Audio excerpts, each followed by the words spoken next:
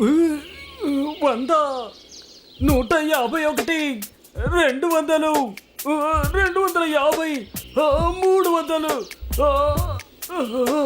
భలే భలే భలే ఒళ్ళు బాగా పెంచావే. భలే చూడముచ్చటగా ఉన్నావు. జాగ్రత్తగా వ్యాయామం చేయి, లేకపోతే నరాలు పట్టుకుపోతాయి. కుంకార్ సింగ్, ఏంటి పొద్దుటే వ్యాయామం మొదలు పెట్టావు? యువరాణి సంయుక్త స్వయంవరానికి కాపలాగా వెళ్ళబోతున్నావా? ఓరి మూర్ఖుడా, ఇవాళ స్వయంవరంలో యువరాణి సంయుక్త ఎవరి మెళ్ళ పూలమాల వేయబోతుందో నీకు తెలుసా? ఎవరి మెడలు? నా మెడలో.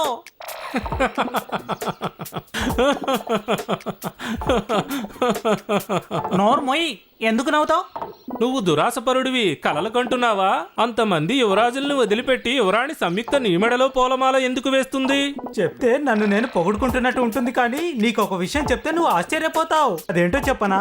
మహమ్మద్ గోరీ సైన్యాన్ని తరిమి కొట్టింది పృథ్వీరాజ్ చౌహాన్ కాదు, నేను. అంతా నా ప్రత్యేకమైన కిళ్ళి వల్లే. ఈ విషయం మొత్తం భారతదేశానికి తెలుసు. ఏమీ తెలియనట్టు నువ్వేటలా ప్రశ్నించావు? అలాగా?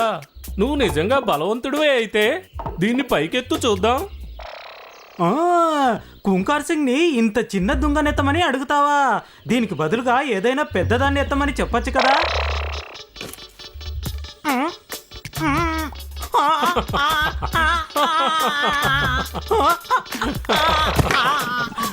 ఓ మల్ల యుద్ధ యోధుడా, అలా పడిపోయావేంటి?